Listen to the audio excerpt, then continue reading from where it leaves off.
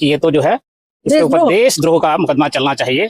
और ऐसे मामलों में हाई कोर्ट में चूंकि मामला वो दे रहे हैं अपना अपील, क्योंकि इसने पूरे देश का अपमान किया है, उस आदमी का अपमान किया है जिसकी पुस्तकें, जिसकी जीवनी विश्व में पढ़ाई जाती हैं, जिसकी मूर्ति कोलंबिया में लगी हुई है, उसका अपमान किया हुआ है।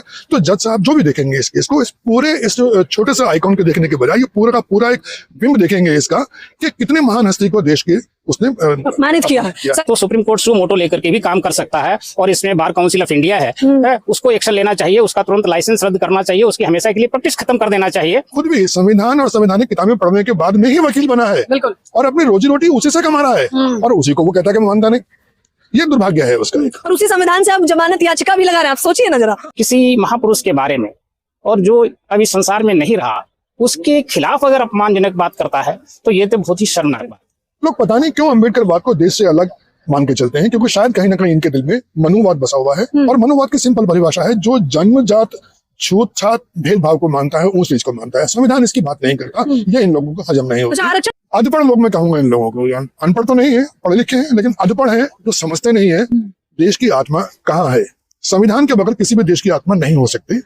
नमस्कार, मैं ज्योति यादव और आप देख रहे हैं हिंद समाचार। ग्वालियर हाई कोर्ट के परिसर में बाबा साहब की प्रतिमा का विवाद तो शुरू हुआ था, लेकिन जब वकील अनिल मिश्रा को जो है सीधे तौर पर गिरफ्तार कर लिया जाता है तब भयंकर बवाल होने लगता है।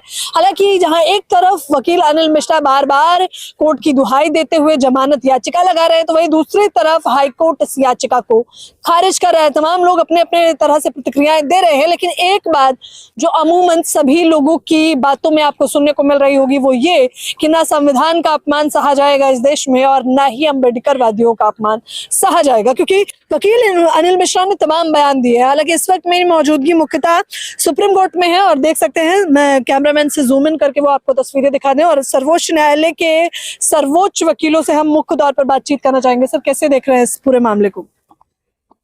देखिए, मेरा नाम शांति प्रकाश है और मैं एडवोकेट ऑन रिकॉर्ड यहाँ प्रैक्टिस कर रहा हूँ। आपने जो बात कही है, कोई भी व्यक्ति चाहे वकील हो या कोई भी इंसान है, वह किसी भी SC ST व्यक्ति का अपमान नहीं कर सकता, बल्कि किसी भी व्यक्ति का अपमान नहीं करना चाहिए।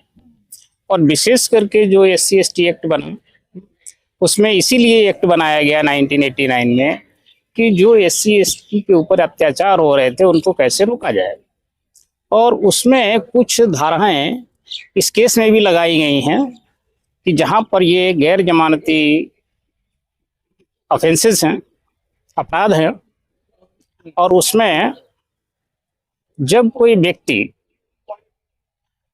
किसी महापुरुष के बारे में और जो अभी संसार में नहीं रहा उसके खिलाफ अगर अपमानजनक बात करता है तो ये तो बहुत ही शर्मनाक बात। और देश जो चलता है वो सबसे बड़ा दस्तावेज भारत का संविधान है, सबसे बड़ा कानून है, और हर एक व्यक्ति को कानून मानता है, वो कानून की परिधि में रहकर ही कार्य कर सकता है। सर, मुझे एक सवाल करना है। वकील अनिल मिश्रा, वो वकील हैं, आप लोग भी वकील हैं, वकील ने आखिरकार किस कानून को पढ़कर उन्हें ये लगा कि संविधान रचयिता बाबा साहब नहीं है बल्कि BN राव है? ये कौन से संविधान में है? क्योंकि मुझे पता है मुझसे ज्यादा जानकारी आप ही को है।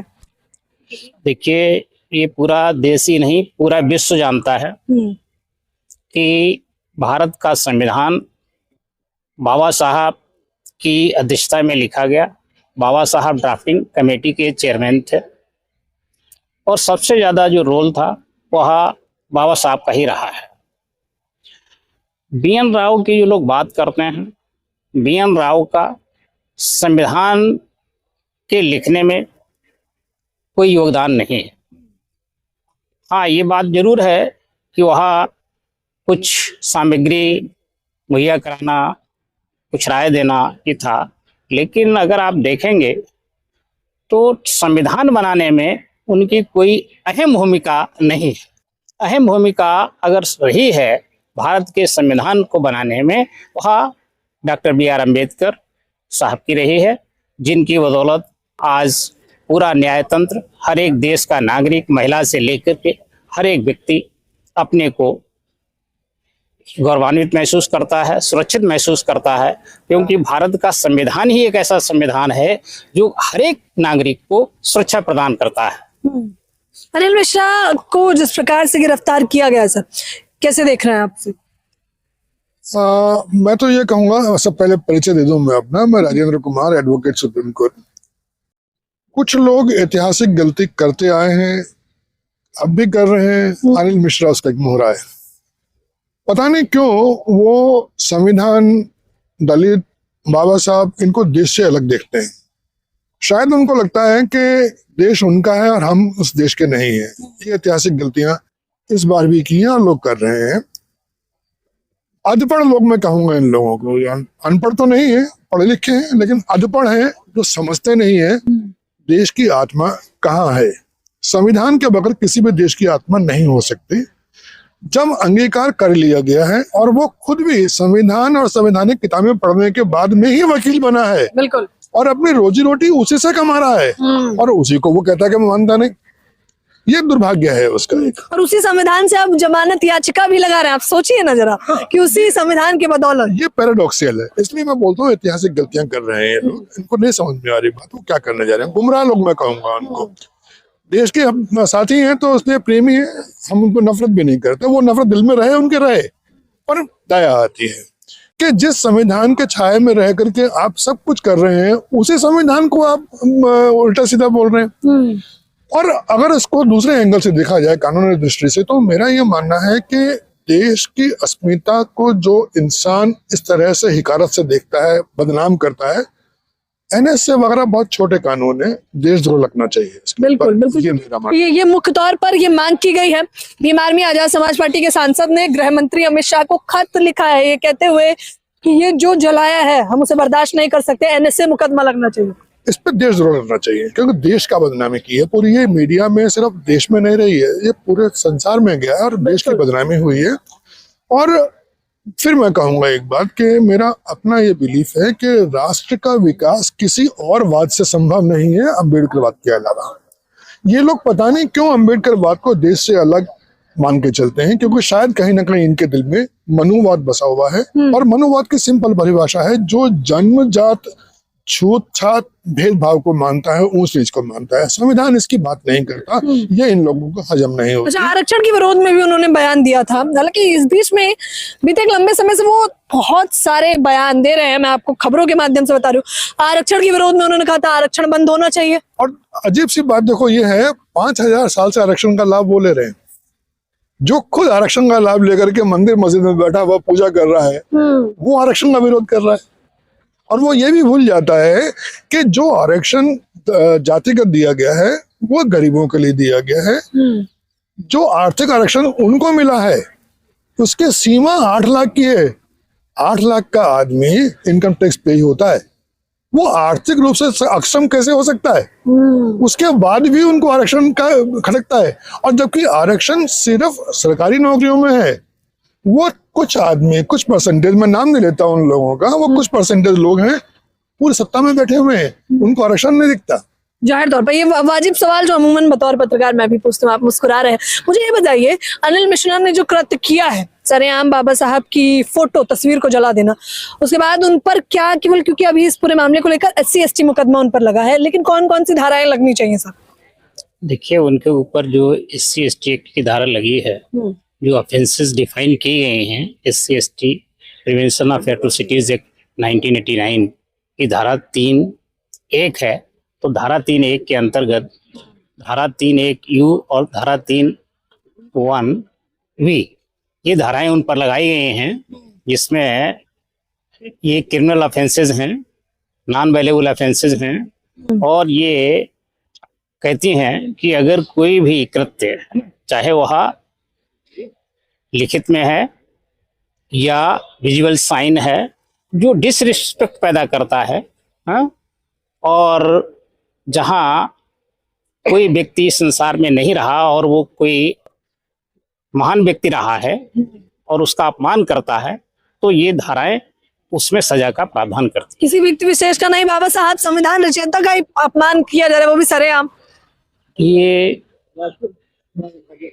जैसा कि हमारे साथी ने कहा कि पता नहीं वो किस मानसिकता से ये सब कृत्य कर रहे हैं, क्योंकि वो खुद भी एक वकील हैं और वकील कानून को अच्छी तरह से समझता है और उनको कानून की परिधि में रहकर ही अपने कार्य करने चाहिए, लेकिन वो सारे के सारे गैर कानूनी काम कर रहे हैं, जो कि एक अनपढ़ व्यक्ति भी नहीं करता है। अच्छा, उन्होंने मोर्चा भी खोल दिया है सर। उन्होंने कहा है क्योंकि मैं ब्राह्मण हूँ इसलिए आप लोग ब्राह्मणवाद के खिलाफ हैं, आप लोग ब्राह्मणों का विरोध कर रहे हैं। देखिए, ब्राह्मण और ब्राह्मणवाद में फर्क है। ब्राह्मणों में बहुत से अच्छे ब्राह्मण हैं जिन्होंने मानवता की बात की है, इंसानियत की बात की है और उन्होंने गरीब तबके को प्रमोट भी किया है। लेकिन जहाँ तक बात है ब्राह्मणवाद है, जिसको मनुवाद कहना चाहिए, वह गैर बराबरी की बात करता है, भेदभाव की बात करता है, जो बाबा साहब ने समाप्त की अपने संविधान के द्वारा। और बाबा साहब ने कहा कि भाई अब ये भेदभाव नहीं चलेगा, किसी भी व्यक्ति को जाति आधार पर, रेस के आधार पर, धर्म के आधार पर हम या उसके प्लेस ऑफ बर्थ के आधार पर कोई भेदभाव नहीं कर सकते हैं, जेंडर के आधार पर कोई भेदभाव नहीं कर सकते हैं, चाहे महिला हो पुरुष हो, हर एक जो है बराबर है और उसको बराबरी का अधिकार है। तो जो कोर्ट से उन्हें राहत नहीं मिल रही है, तो तमाम लोग तो कह रहे हैं, अम्बेडकरवादी मुख्य तौर पर लोग कह रहे हैं कि हम तो सर्वोच्च न्यायालय जाएंगे। इसी सर्वोच्च न्यायालय में आने की बात कही जा रही है। लोग कह रहे हैं कि हमें अब तक तो केवल दलितों का अपमान किया जाता था, उनका शोषण किया जाता था। सर सोचिए कि अब संविधान रचयिता की मूर्ति जलाकर वो क्या दर्शाना चाहते हैं। देखिए, इस देश में दो विचारधारा इस समय काम कर रही हैं। एक विचारधारा अम्बेडकरवाद की है, मानवता की जो बात करता है, और एक वह विचारधारा जो मानवतावाद के खिलाफ काम कर रही है। तो जो मानवतावाद के खिलाफ लोग काम कर रहे हैं वो आज ज्यादा सक्रिय हैं और उन्हीं में से मैं समझ रहा हूँ कि ये जो मिश्रा जी हैं वो भी उन्हीं में से एक व्यक्ति हैं और वो ऐसा कृत्य कर रहे हैं जो कि एक बहुत ही निंदनीय घिनौना कार्य है। और ऐसे महापुरुष की तस्वीर को सरेआम जलाना बहुत ही घृणित काम है और हम उसकी निंदा करते हैं और ये भी कहते हैं कि उसको तो जितनी कठोर से कठोर सजा दी जाए वह होना चाहिए। जैसे कि हमारे साथी ने कहा कि ये तो जो है इसके ऊपर देशद्रोह का मुकदमा चलना चाहिए। और ऐसे मामलों में हाई कोर्ट में चूंकि मामला वो दे रहे हैं अपना अपील और हाई कोर्ट ने उनकी जमानत खारिज कर दी है, लेकिन जो यहाँ का तंत्र है वह पहले ट्रायल कोर्ट होता है, ट्रायल कोर्ट के बाद हाई कोर्ट है, फिर सुप्रीम कोर्ट है। लेकिन कई ऐसे मामले भी देखे गए हैं जहाँ सुप्रीम कोर्ट को लगता है कि अगर कोई व्यक्ति गलत काम कर रहा है तो सुप्रीम कोर्ट सू मोटो लेकर के भी काम कर सकता है। और इसमें बार काउंसिल ऑफ इंडिया है उसको एक्शन लेना चाहिए, उसका तुरंत लाइसेंस रद्द करना चाहिए, उसकी हमेशा के लिए प्रैक्टिस खत्म कर देना चाहिए। तो ये सब जो बार काउंसिल ऑफ इंडिया है, वहाँ मध्य प्रदेश की जो बार काउंसिल है ना, उसको अपना एक्शन लेना बिल्कुल, क्योंकि बार काउंसिल ऑफ इंडिया पे भरोसा किया जाता है, इसी वजह से एक अध्यक्ष चुना जाता है। अगर वो अध्यक्ष साहब नहीं लेंगे तो कौन लेगा। हालांकि सर्वोच्च न्यायालय पर अब जाएगा या नहीं वो हम समय के साथ बताएंगे। सर क्या कुछ कहना चाहेंगे, क्योंकि आपने तो सीधे तौर पर कहा जो कृत्य किया है वो देशद्रोह का देशद्रोह है। और मैं एक बात और कहूंगा उसमें, जैसे इन्होंने कहा कि मैं ब्राह्मण हूँ, कि मेरी जाति देख के फंसा रहे हैं। ये बात मैं कहूंगा कि एक मिसनोमर है, गलती कर रहे हैं हम लोग। अम्बेडकरवाद ब्राह्मण के अगेंस्ट नहीं है, पहली बात मैं ये कह दूंगा।